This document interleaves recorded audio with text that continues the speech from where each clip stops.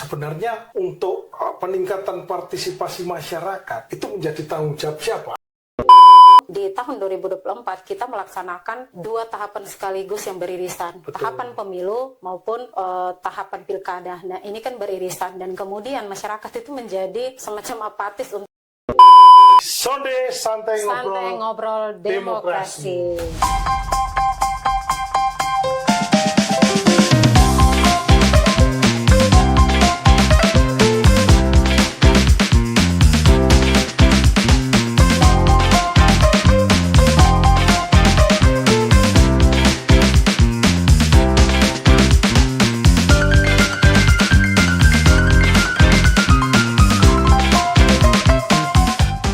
Sonde Santai Ngobrol Demokrasi. Jumpa kembali bersama saya, Mas Adit, dalam podcast KPU Kabupaten Belu, Sonde Santai Ngobrol Demokrasi. Baik teman pemilih, pada episode 7 kali ini kita akan membahas tentang partisipasi masyarakat.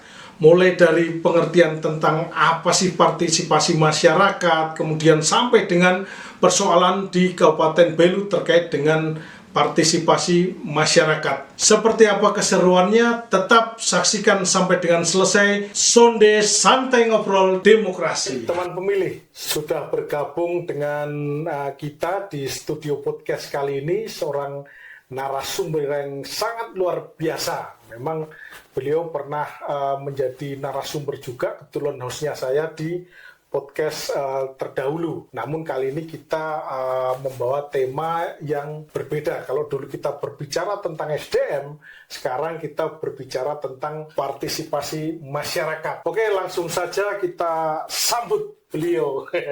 Selamat siang Ibu Gisel. Siang Pak Adit. Apa kabar ya hari ini? Puji Tuhan baik dan sehat selalu. Amin, walaupun cuaca kurang bersahabat tapi tetap kita sehat. Harus itu, harus Betul. sehat. Karena kita tahu sekarang ini kemarin itu sempat ada badai La Nina sehingga hari-hari kita hujan. Tapi yang penting kita tetap sehat, toh Ibu. Masih hujan di Iya, luar. betul. Ya, Iya. masih hujan. Tapi kita di Sonde ini suasananya tetap dia cerah ceria. Oke, Ibu Gisel, walaupun sudah pernah berkenalan, tapi mohon izin sebelum kita mulai tetap Ibu untuk menyapa sekaligus berkenalan dengan teman pemilih semuanya. Silakan Ibu. Terima kasih Pak Adit. Hai teman pemilih, ini perkenalan yang kedua ya. Kedua, betul.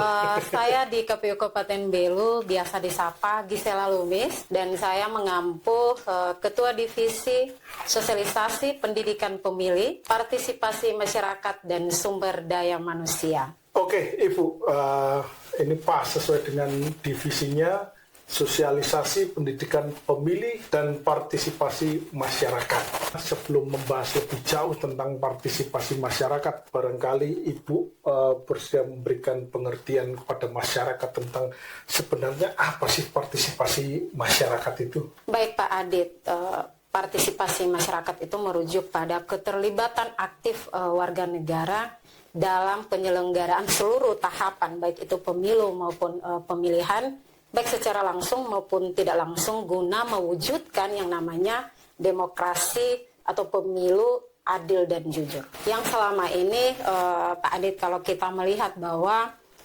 partisipasi masyarakat itu selalu diukur dengan kehadiran dari masyarakat itu di hari pemungutan suara di TPS. Dan kategori ini kategori yang sempit, pengertian ini adalah pengertian yang sempit. Oleh karena itu, dalam penyusunan indeks partisipasi pilkada yang disusun oleh KPU RI menggunakan 5 variabel. Yang pertama yaitu variabel registrasi pemilih, di mana memang partisipasi masyarakat itu sudah harus dilakukan atau dilaksanakan oleh masyarakat itu sendiri sejak hari pemutakhiran data pemilih. Dengan cara apa? Mereka mengecek apakah nama mereka terdaftar dalam yang namanya daftar pemilih tetap. Kemudian ada yang namanya variabel pencalonan. Bagaimana masyarakat itu turut serta di dalam memberikan masukan dan tanggapan terhadap tahapan yang sedang dilaksanakan oleh KPU, yaitu tahapan pencalonan. Variabel yang ketiga yaitu variabel sosialisasi dan pendidikan pemilih, sejauh mana kemudian kita mengukur efektivitas dari sosialisasi dan pendidikan pemilih yang dilaksanakan oleh KPU selama tahapan pemilu atau tahapan pilkada itu berlangsung. Kemudian ada yang namanya variabel kampanye. Nah, di dalam kampanye ini pun bagaimana masyarakat itu turut serta di dalam setiap pelaksanaan kampanye yang dilaksanakan oleh pasangan calon. Gunanya untuk apa? Gunanya untuk mencari tahu visi dan misi dari pasangan calon yang sedang berkontestasi tersebut.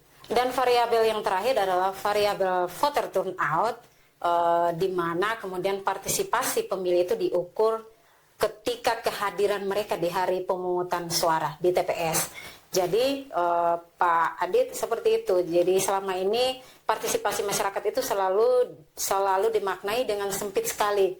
Hanya mengukur dari jumlah persentase dari kehadiran pemilih itu saat di TPS. Padahal yang namanya partisipasi masyarakat itu sebenarnya maknanya itu luas sekali. Sejak tahapan awal dilaksanakan oleh KPU, seharusnya sudah ada yang namanya partisipasi dari masyarakat itu sendiri, ada untuk kemudian mengawal seluruh proses pelaksanaan tahapan yang dilaksanakan oleh KPU. Luar biasa sekali Ibu penjelasan terkait pengertian partisipasi masyarakat. Ini saya juga jadi terbuka. Ternyata partisipasi masyarakat ini bukan melulu soal masyarakat datang ke TPS kemudian nyoblos dan selesai. Ternyata ada beberapa variabel tadi terkait dengan partisipasi masyarakat, mulai data pemilih, pencalonan, kampanye, sosialisasi, partisipasi, atau intinya bahwa partisipasi ini mengenai seluruh tahapan pemilihan atau pemilu dari awal sampai akhir. Nah, kira-kira seperti itu. Kemudian ini saya sering mendengar bahasa-bahasa dari masyarakat itu seperti ini. Toh siapapun yang terpilih, pada akhirnya juga kita tetap harus bekerja untuk memenuhi kehidupan atau untuk bisa makan gitu. Nah, ketika kita mendengar ungkapan itu, kemudian kita berbicara lagi tentang untung dan ruginya terkait dengan berpartisipasi. Kira-kira kalau saya turut berpartisipasi, memberikan hak pilih saya, untungnya apa itu? Ruginya apa itu? Itu menurut Ibu bagaimana? Baik Pak Adit, terkait dengan seberapa untung atau rugi ketika masyarakat itu berpartisipasi di dalam perhelatan baik itu pilkada maupun pemilu. Ini sebenarnya merupakan salah satu hal yang kita gaungkan juga, kita gemakan juga ketika kita melakukan sosialisasi dan pendidikan pemilih kepada masyarakat kita. Bagaimana satu suara kita itu sangat punya peran penting di dalam menentukan arah masa depan bangsa maupun daerah kita. Kampanyenya KPU ya? Iya, seperti itu. Jadi satu suara itu sebenarnya sangat berharga. Iya, benar, sangat berharga. Jadi memang kita selalu mendorong untuk kemudian masyarakat kita ini datang ke TPS pada hari pemungutan.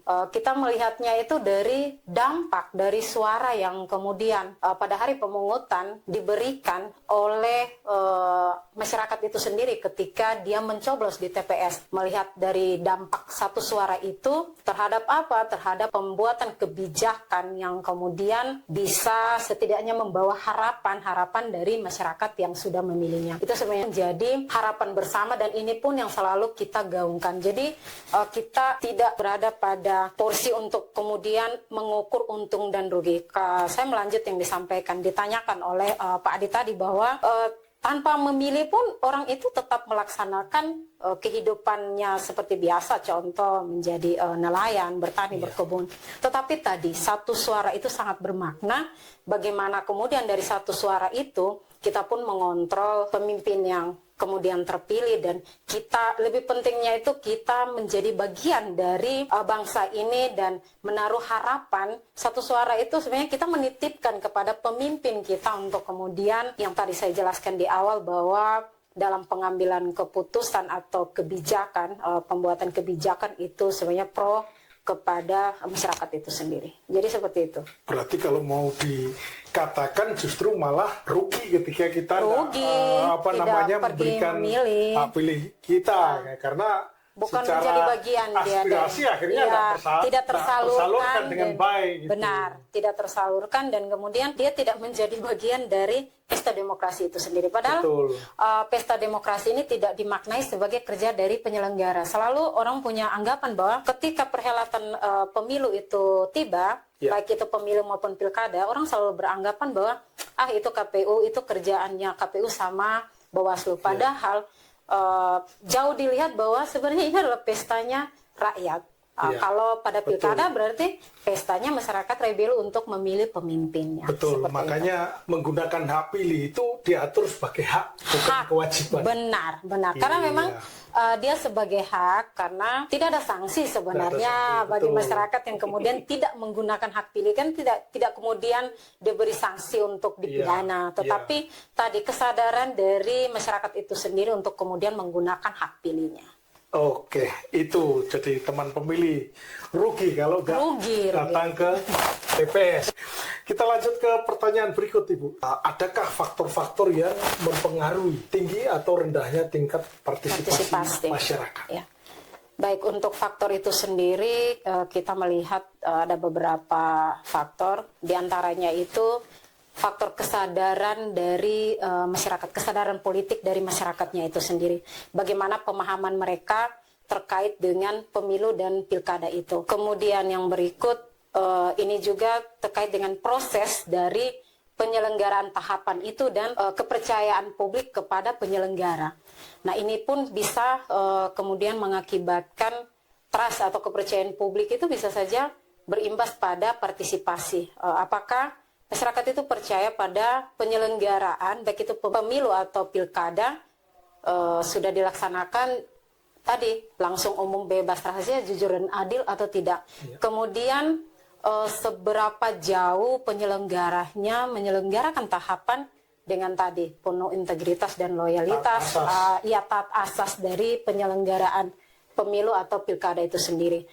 Kemudian yang berikut, lagi-lagi sosialisasi dan pendidikan pemilih yang kita sampaikan kepada masyarakat ini pun berpengaruh terhadap partisipasi itu sendiri. Karena bagi masyarakat yang memang mereka tidak bisa menerima informasi itu terkait dengan pemilu, memang ini pun kemudian menentukan salah satu dari partisipasi mereka. Bagaimana kita melihat dalam perhelatan pilkada kemarin, kita belum sepenuhnya menjangkau elemen masyarakat yang ada di Raibelu, dan itu harus kita akui. Dan dalam pelaksanaan kita melakukan sosialisasi dan pendidikan pemilih, beberapa elemen memang benar sudah kita lakukan, di antaranya itu pemilih disabilitas. Tapi kemudian ini pun belum dapat kita jangkau untuk keseluruhan dari masyarakat yang ada di Raibelu. Kemudian yang berikut terkait dengan akses, jarak dari tempat dilaksanakannya pemungutan suara, akses ke TPS. Ini pun kemudian kalau jaraknya jauh, ini dapat mempengaruhi akses masyarakat untuk kemudian dapat menyampaikan suara atau melakukan pemungutan di TPS. Kemudian faktor ekonomi, kehidupan sosial ekonominya pun bisa berpengaruh. Misalnya saja dia punya pekerjaan yang kemudian tidak memungkinkan dia untuk di hari H ada di TPS untuk memberikan suara. Itu kemudian satu paling penting juga kandidat atau figur dari calon ini. Kalau masyarakat merasa figur ini dapat mewakili harapan mereka, berarti mereka minat mereka untuk kemudian datang ke TPS itu sangat tinggi. Tetapi sebaliknya, kalau dia merasa figur ini atau calon atau kandidat ini tidak membawa aspirasi atau harapan mereka, bisa saja itu mempengaruhi yang namanya partisipasi masyarakat di hari H. Luar biasa. Ya. Saya tadi tertarik dengan faktor ekonomi. Ada pendapat ahli yang menyatakan bahwa demokrasi itu dapat berjalan dengan baik pada masyarakat yang tingkat kesejahteraannya sudah sejahtera, berarti seperti itu. Dan itu ternyata juga menjadi faktor dari partisipasi masyarakat. Oke, luar biasa. Kita lanjut ke pertanyaan berikut. Ibu Gisel, kita ketahui kemarin jika kita melihat angka partisipasi di Kabupaten Belu, kalau kita lihat itu cukup rendah angkanya jika kita bandingkan dengan target nasional. Karena kalau kita flashback ke belakang kemarin partisipasi di Belu itu 63% lah, kisarannya 63% ya, untuk pilkada. Sedangkan target dari nasional dalam hal ini ditetapkan oleh KPU RI itu 82%. Ya. Nah, apa kira-kira yang menjadi persoalan di Belu sehingga tingkat partisipasi masyarakat itu menjadi, mau dibilang rendah itu, di angka 63%. Mungkin Ibu Gisel bisa memberikan penjelasan atau gambaran seperti apa keadaannya. Baik, terima kasih Pak Adit untuk pertanyaannya terkait dengan kita berkaca pada perhelatan Pilkada 2024, di mana memang partisipasi masyarakat kita itu di angka 63,47%. Nah, itu hanya partisipasi orang datang ke TPS dan memberikan hak suaranya. Benar sekali. Mencoblos. Iya. Belum partisipasi belum yang lainnya utuh yang secara utuh yang menggunakan 5 variabel tadi. Kemudian di dalam penyusunan IPP Pilkada 2024 sendiri, kemudian faktor yang mempengaruhi sampai dengan tingkat partisipasi rendah itu salah satunya adalah kejenuhan dari politik itu sendiri. Kejenuhan politik itu dimaknai sebagai kemarin itu di tahun 2024 kita melaksanakan 2 tahapan sekaligus yang beririsan. Betul. Tahapan pemilu maupun tahapan pilkada. Nah, ini kan beririsan dan kemudian masyarakat itu menjadi semacam apatis untuk kemudian dia sudah memilih di perhelatan pemilu pada tanggal 14 Februari dan harus lagi memilih untuk pilkada di tanggal 27 November. Itu kan rentang waktunya jaraknya ya 6 sampai 8 bulan dan dinamikanya bertubi-tubi. Iya, dan ini membuat kejenuhan politik. Kemudian yang berikut adalah kualitas dari sosialisasi dan pendidikan pemilih yang kita berikan kepada masyarakat. Kemudian terakhir calon atau figur yang kemudian ikut turut dalam kompetisi perhelatan pilkada tersebut. Ini pun kemudian menjadi faktor yang mengakibatkan partisipasi masyarakat kita menjadi rendah. Jadi ini kita merujuk pada penyusunan IPP Pilkada 2024 seperti itu. Oke, sekarang begini yuk, ketika kita mau pertanyakan itu, sebenarnya untuk peningkatan partisipasi masyarakat itu menjadi tanggung jawab siapa? Apakah mutlak itu menjadi tanggung jawab KPU sebagai penyelenggara atau seharusnya menjadi tanggung jawab bersama? Itu kira-kira seperti apa pembebanan? Baik Pak Adit, sebelum saya menjawab pertanyaan Pak Adit tadi, kita ada data nih Pak Adit, data yang dimiliki oleh KPU Belu terkait dengan pemutahiran data pemilih, di mana DPT kita pada saat pilkada kemarin, daftar pemilih tetap kita di angka 161.499 pemilih. Kemudian yang menggunakan hak pilih ini yang tadi nih turnout. Partisipasi pemilihnya itu di angka 103.108 pemilih. Kemudian C pemberitahuan yang didistribusi 114.584. Kemudian yang tidak terdistribusi, ini ada beberapa kategorinya. Meninggal ada 535, kemudian pindah domisili ada 2.396, kemudian pindah memilih ada 256, tidak dikenal 7.249. Ini jumlah yang banyak sekali ini Pak Adit. Tidak dikenalnya ada 7.000 sekian. Kemudian berubah status ada 59. Tidak berada di tempat, ini angkanya sangat jumlahnya sangat besar, 36.420. Yang kemudian total dari C pemberitahuan yang tidak terdistribusi itu ada di angka 46.915. Bayangkan dari angka-angka bayangkan dari angka-angka yang ada ini, secara di KPU sendiri kita tidak punya kewenangan untuk kemudian menghapus ini data pemilih ini. Kita tidak menghapus karena kemarin kita pakai prinsipnya itu de jure. Jadi terhadap pemilih-pemilih ini, mau pemilih meninggal, pemilih tidak dikenal, ini pun tidak dapat kita hapus dari data pemilih kita. Sepanjang sebelum mengurus administrasinya. Iya, jadi data ini 46.915 ini angka yang sangat jumlahnya banyak. Dan kemudian inilah salah satu penyebab partisipasi kita rendah. Karena memang pemilih-pemilih, salah satu. Yang kemudian dari 3 faktor yang tadi saya sampaikan di awal, ini pun menjadi penentu kenapa partisipasi kita rendah. Karena data-data ini tidak bisa Betul. kemudian dengan gampangnya kita hilangkan dari data betul. pemilih kita. Saya ingin lihat kembali data yang tadi saya sampaikan sebelumnya, bahwa kalau kita lihat data, baik itu data pemilih yang dimutakhirkan, kemudian data pemilih yang menggunakan hak pilih yang datang ke TPS, kalau kita ukur atau kita hitung, maka sebenarnya angka partisipasi masyarakat kita ini telah menyentuh pada angka 89% kalau kita lihat dari data yang kita miliki. Kemudian saya menjawab yang ditanyakan Pak Adi terkait dengan sebenarnya tanggung jawab KPU sebagai penyelenggara saja atau ini merupakan tanggung jawab bersama. Pertanyaan kunci yang memang saya juga greget sebenarnya ingin menyampaikan di edisi kali ini, bahwa memang dalam perhelatan pilkada dan pemilu sebenarnya itu bukan saja menjadi tugas dari penyelenggara, baik itu KPU maupun Bawaslu, tetapi ini merupakan tugas bersama. Tugas bersama kita untuk kemudian dalam pelaksanaan pilkada itu tidak hanya sebagai penyelenggara, tetapi pemerintah daerahnya, kemudian stakeholder yang ada, dan kemudian masyarakat itu sendiri. Saya ambil contoh pada perhelatan Pilkada 2024, di mana yang kemudian dalam pelaksanaan tahapan pencalonan, itu kan kalau kita mau lihat dan muara akhirnya itu adalah di Mahkamah Konstitusi, yang kemudian persoalannya itu kalau kita lihat tidak adanya masukan dan tanggapan yang disampaikan kepada kita saat pelaksanaan tahapan pencalonan itu. Artinya apa? Bahwa masyarakat itu diberi ruang untuk kemudian mengawasi pelaksanaan tahapan yang kita laksanakan. Kalau masyarakat di dalam melihat tahapan itu ada yang kurang atau adakah yang perlu disampaikan kepada KPU, ruang ini digunakan.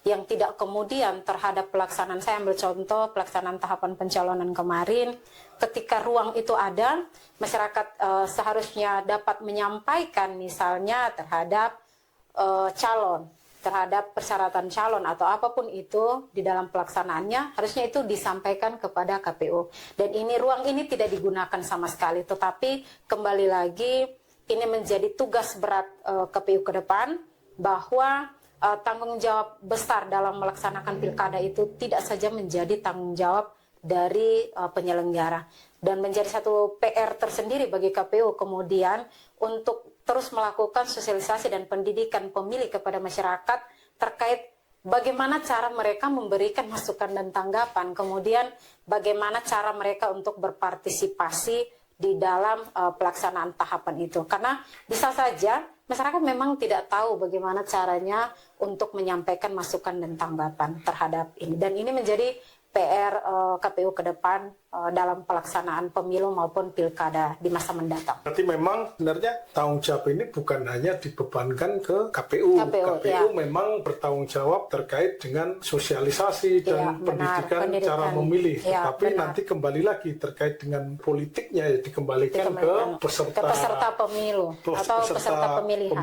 Dan itu juga sangat berpengaruh karena ketika peserta menyajikan calon pemimpin yang berkualitas pasti masyarakat akan bergairah atau bersemangat untuk memberikan hak pilihnya itu ya. Benar sekali. Itu kuncinya sebenarnya.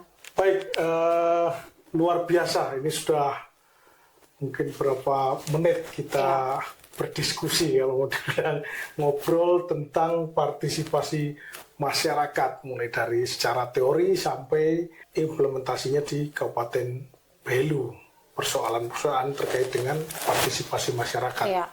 Nah, terakhir Ibu, harapan terhadap masyarakat Kabupaten Belu terkait dengan partisipasi masyarakat. Terima kasih Pak Adit. Harapan saya sebagai seorang penyelenggara pemilu pada masa perhelatan pilkada mendatang, harapannya bahwa partisipasi masyarakat itu tidak lahir hanya di bilik suara, tetapi tumbuh dalam kesadaran masyarakatnya untuk ikut serta aktif, kritis, dan berpartisipasi aktif dalam pelaksanaan tahapan yang dilaksanakan oleh KPU. Dan ini menjadi tanggung jawab bersama, baik itu oleh penyelenggara, dalam hal ini KPU dan Bawaslu, kemudian pemerintah daerah setempat, kemudian tokoh agama, tokoh masyarakat, tokoh adat, para kandidat, Dan yang terakhir itu partisipasi masyarakat itu harus hadir dan lahir dari masyarakat itu sendiri. Kemudian harapan saya lagi terkait dengan satu suara itu turut menentukan arah masa depan bangsa dan daerah. Dengan memilih, kita menentukan arah kebijakan nasional. Dengan memilih, kita mewujudkan demokrasi yang sehat. Demikian, Pak Adit. Baik, luar biasa pesan dan harapan. Ya. Ya, semoga nanti ke depan partisipasi itu diharapkan bukan hanya partisipasi yang dalam artian sempit atau ya. pasif yang masyarakat datang mencoblos dan selesai, tetapi diharapkan partisipasi itu jadi partisipasi yang aktif, artinya masyarakat mengawal keseluruhan tahapan pemilihan ataupun pemilu. Kira-kira seperti itu. Iya. Oke, terima kasih. Baik, Ibu Pak Adit. bisa jangan bosan-bosan lagi untuk mampir ke studio podcast kita. Terima kasih juga sudah mengundang yang kedua kali. Oke, masih ingat toh Ibu kita? Masih. Sonde santai ngobrol demokrasi. Siap, masih ingat dan selalu ingat. Oke, teman pemilih, terima kasih sudah menyaksikan podcast kita dari awal hingga akhir. Tetap nantikan kita di Sonde episode seterusnya. Jangan lupa juga bantu podcast kita untuk berkembang dengan cara ini subscribe, share, dan like. Jangan lupa juga kirimkan pesan, kita mau bahas apa, kita mau ngobrolin apa di kolom komentar. Oke, sekian. Terima kasih. Sonde santai ngobrol demokrasi.